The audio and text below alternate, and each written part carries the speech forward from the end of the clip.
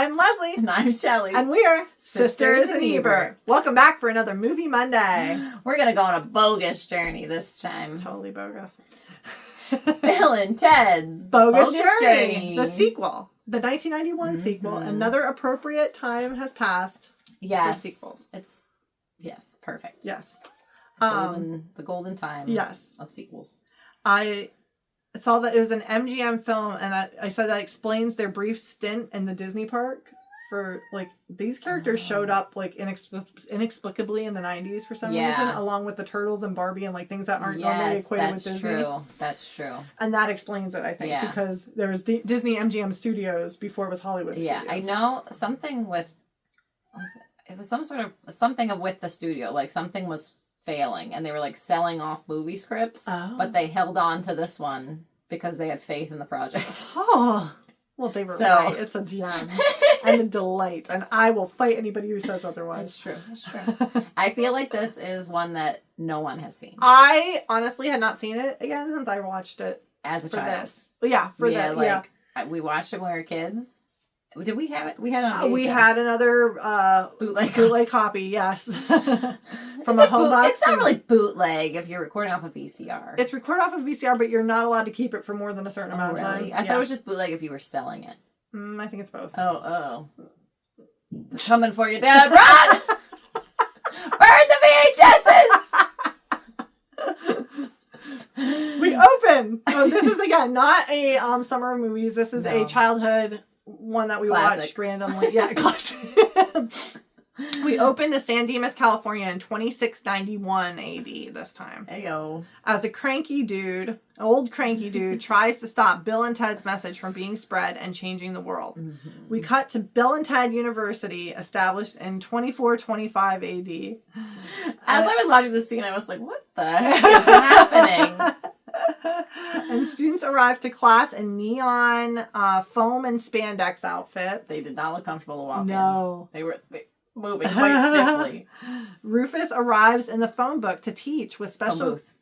I said that. You said phone book. Oh, I'm sorry. Phone booth to teach with special guests Thomas Edison, Bach, James Martin of Faith No More, and Rhea Paschal from the 23rd century, as everyone replies, "Station!" Terrorists break into the classroom with explosives, and the old cranky dude is revealed to be Dinomalos, Rufus's old teacher, and reveals that he wants to change history with the help of Bill and Ted robot clones to destroy Bill and Ted and prevent them from fulfilling their destiny at the Battle of the Bands. Yes, and his name is Dinopolis because it's the writer's it's his name backwards. It's Dinopolis. Ed Dinopolis. It's Ed. How do you spell it? Solomon. Ed Solomon is the writer and producer. That's funny. And it's his name backwards. I like that. And you said you didn't have any fun facts. I said there were many. I don't have too many. That's fact. a fun one. Okay, so Rufus sneaks away to get a stashed guitar that he jams into the top of the phone booth that the clones are leaving in. Which I love that they're not keeping eyes on Rufus. There's a room full of terrorists and no one is watching him. The one that they're directly speaking to. Yeah, exactly. We cut to the Wild Stallions practicing with Joanna and Elizabeth, the princesses, the historical babes, and Bill and Ted, who still can't play and don't understand why, since they're supposed to be the best. They're like, but it's still not happening. We're supposed to be. Click by now. Given the last spot at the Battle of the Bands when everyone leaves and the boys hope for success so that they can propose to the princesses. But isn't normally the last spot the best spot? And they're like... Yeah, that's the headliner of... They're given the last one because they figure everybody will be gone by then, so they can have something. I could see that, though, too. If it's a specific event. Yeah. But, I don't know.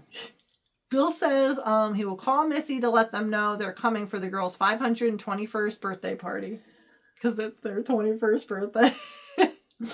They need money from the Battle of the Bands to pay back Ted's dad, as he can't raise a family on what Bill and Ted make at Pretzels and Cheese. That's where they work, at Pretzels and Cheese. Pretzels and Cheese. Which is that an Annie Ann's? I think it's a mall store, yeah, like a little kiosk, thing. I'm not 100%. We didn't have pretzels and cheese. Yeah, I didn't look into this. No, I didn't either. Didn't research. Sorry. What is pretzels and cheese? Does anybody Can you let us know? Is this one who has gone by the wayside too? Like, is this something like an Orange Julius type of situation? There is one left in our area, an Orange Julius. I didn't even know that. Palmer Park Mall, yeah. I've never been. Yep. They used to have two. There was one in Reading too, but that one closed. I think. Well, that whole mall closed. So. Come to an end. Yeah. The military school guy still wants them to join for whatever reason. What kind of military school is this? I know, because like their boys are approaching 21 at this point too. Like the girls are turning, Right. And Missy is revealed to be married to Ted's dad now, and Bill's dad looks rough. I didn't love this change. Like it was confusing to me. Why? But here we are. Bill and Ted give their gift to the girls and propose with plastic rings and near identical speeches, and the girls agree to marry them. It's like gumball machine rings. Yeah, they are not too great looking. Robot Bill and Ted arrive to the Circle K, and they try to crush a stray cat with the phone booth. Yeah, they did not care for that. They're evil, these robots. Yes. Dinomalos checks in through the robot Ted eye, and robot Bill and Ted confirm that they lost Rufus through time and give an assignment for them to destroy the band. The girls leave for the night, and the boys wonder if their most chaste girlfriends will stay over once they're married. But at least they aren't dating their dads. The girls, the babes are not dating their dads, because Missy's just making around.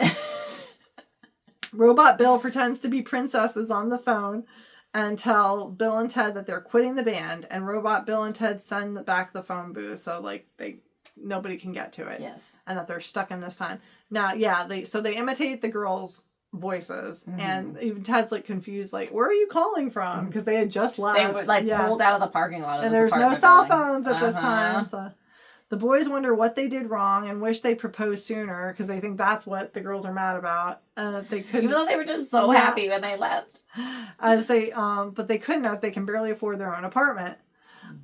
Robot Bill and Ted arrive to real Bill and Ted to help, but Ted is suspicious. But Bill says it's okay, and the robots easily outsmart the boys.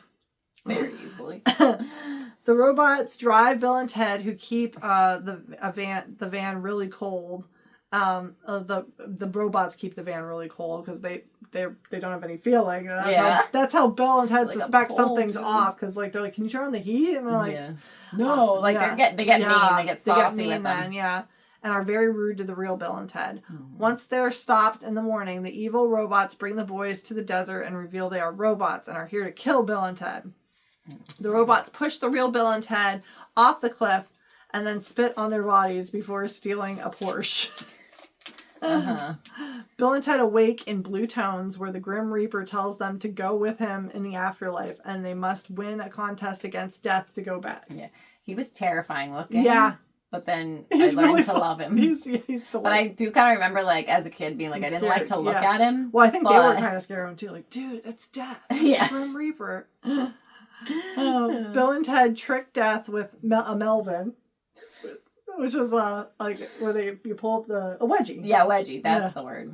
And they go back to the trashed apartment where the robots are being very forward with the princesses, who give back the engagement rings because these robots are trying to get very handsy with them. And Bill and Ted are not like, as we mentioned this before, they are very wholesome, delightful young men. Yes, they are respectful of the princesses. Yes. Which, if they're from, like, the 14th century or whatever, they were probably expecting a marriage proposal, like, 3 years ago. You know, like, 2 months after they met. They are spinsters at their 521st birthday party. The girls walk through the good Bill and Ted to leave, because they can't see them. They're dead. They're dead. They're ghosts. Yeah, they're ghosts, yeah. And the robots plan to waste Joanna and Elizabeth, too, after they give Dinomalos a speech.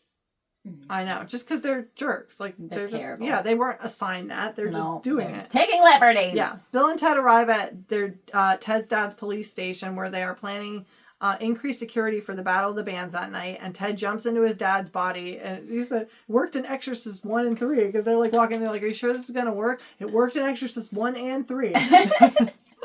Which I love this part, because then Ted's dad is talking like him, and he sounds so much like Keanu. It's so good. That actor did such a good job. He was so good. Because it's the same actors from the first one, too, so which is nice.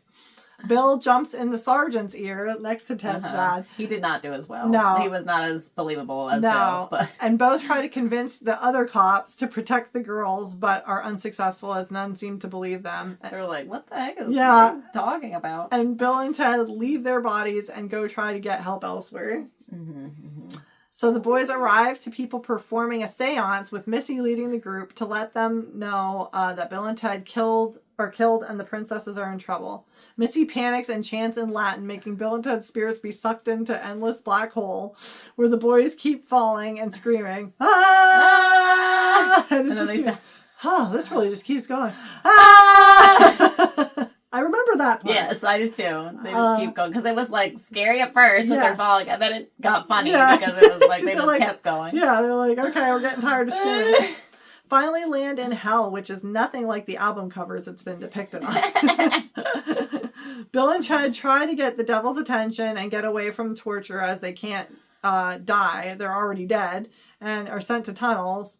After opening a door, they find themselves in military school scene, but the boys leave again. Next, they split up in their own personal hells as Ted finds himself in a pink house and Bill in a blue house as kids with a long table at Granny's birthday party with Granny S. Preston Esquire trying to kiss Bill. That's his hell. His hell is being kissed by his grandma, which it was aggressive kissing. She's a freaky looking grandma too. She was not cute. And the Easter Bunny is Ted's after Ted is stealing his brother's Easter basket. Well, he's caught for stealing his brother's Easter basket. And then he's being chased by this horrible looking rabbit. Both again leave, and the devil's voice says to choose their eternity, but Bill and Ted refuse. Bill and Ted accept the Reaper's challenge to get out, and both choose the game Battleship to battle him in. I love it. They're like, he's like, choose your like challenge or something. Yes, their destiny or whatever. Yeah. And then they just go and cut to the next scene, and they're just all there staring. E7. Miss. C8. Hit. You sunk my battleship. And it's like best 2 out of 3 or something. Doors open. Oh gosh. Cat has emerged. So they sink Death's battleship, and he says they must play again 2 out of 3, which they win again. Yes. So next game is Clue. They have to pick another game. So Death loses again, and then they play electric football. 3 out of 5. And they're like, come on. Yeah, because they keep winning. And where Bill and Ted win again, they then act best out of 7, and Death says, damn right.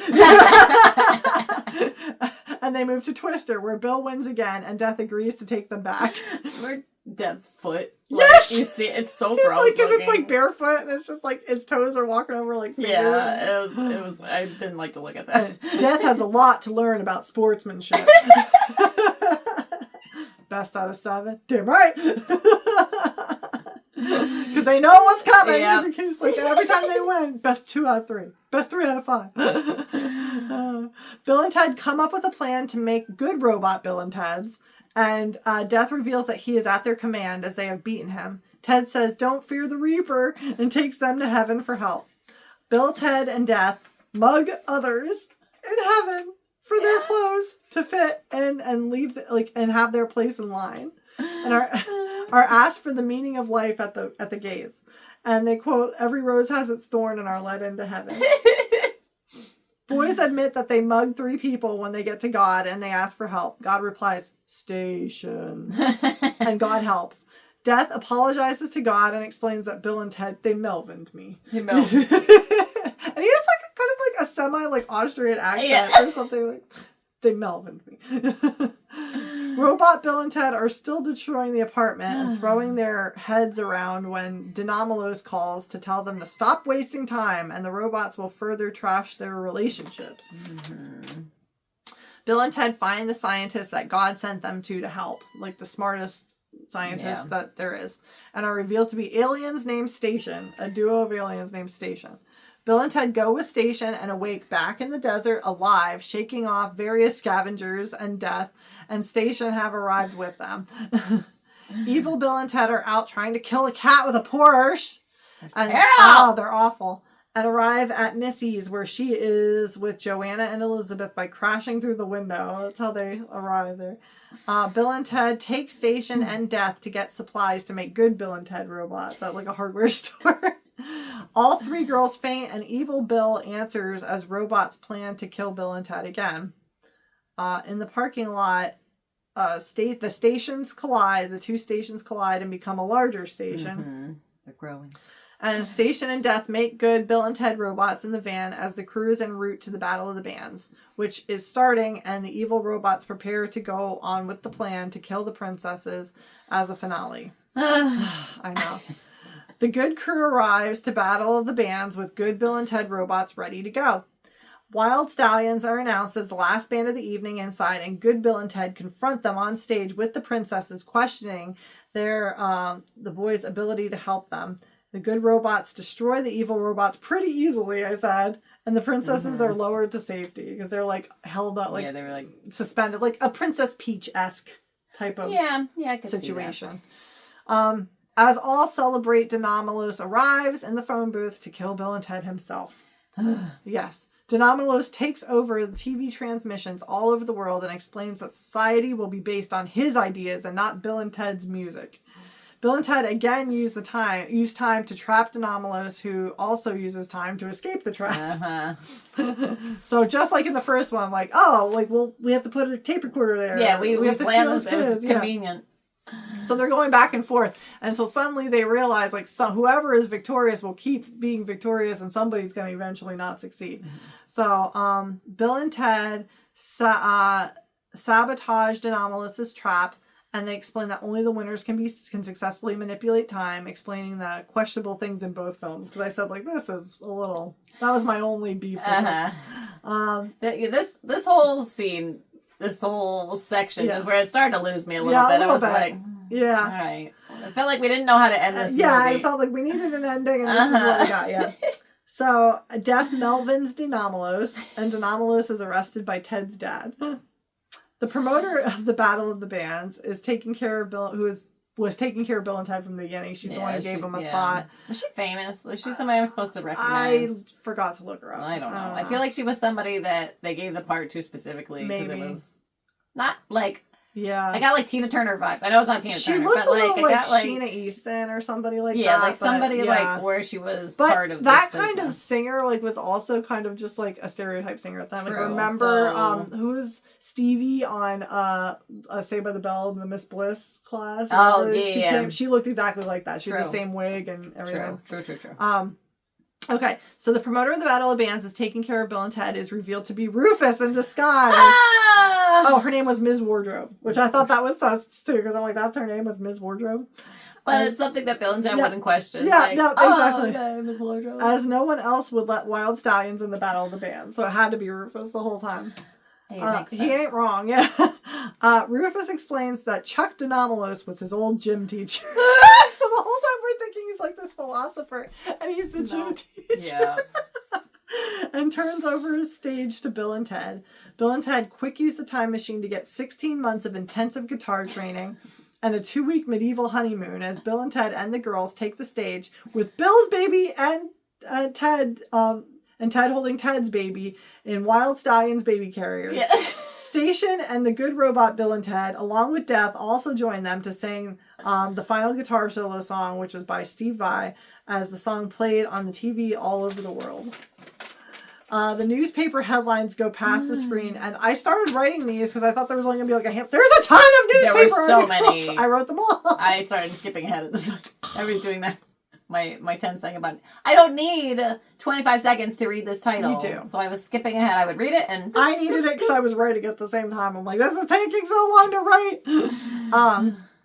Okay, so the newspaper headlines that go past the screen that Wild Stallions won the Battle of the Bands. They toured the Midwest as crops increased 30%. Their new album is #1 and will play Wembley Stadium in 2691. Second show added to Grand Canyon in 1991. Grand Canyon. As they tour Middle East, Peace is achieved. They also has headlines that stallions use world nuclear arsenal to fuel amplifiers, and air guitars found to eliminate smog. Reaper wins the Indy 500 running. He wasn't driving, he was running. Sports Illustrated names Bill and Ted Sportsman of the Decade. Death has a lot to learn about sportsmanship. Death is to record a second solo album, and Death dresses for the summer, with a new look being bald. Chuck DeNomalos to wed Missy. Rumor that Wild Stallions will split, dropping Dow 600 points, with Split then being a hoax and Dow at a record high. Bill and Ted the movie to be made. Nothing bad to say about Bill and Ted. Reaper in lip sync scandal. Reaper's solo album flops and rejoins Wild Stallions, and Wild Stallions to play Mars. Station! The end. I put in the credits, there was, I put in the credits too, I noticed, like, because I was still writing all this as the credits were rolling, there was a good and evil Bill cameraman. They were two different guys, and they put, like, they were two last names, but it was, like, good Bill, blah, blah, blah, evil Bill, blah, blah, blah. That's funny. That's how they were labeled. But, yeah, that's what I got.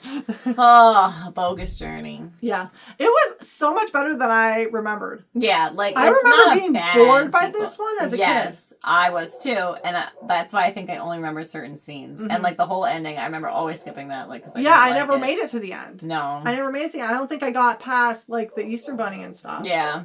Maybe Heaven, because I remember them wearing those outfits and stuff. Yeah. But, yeah.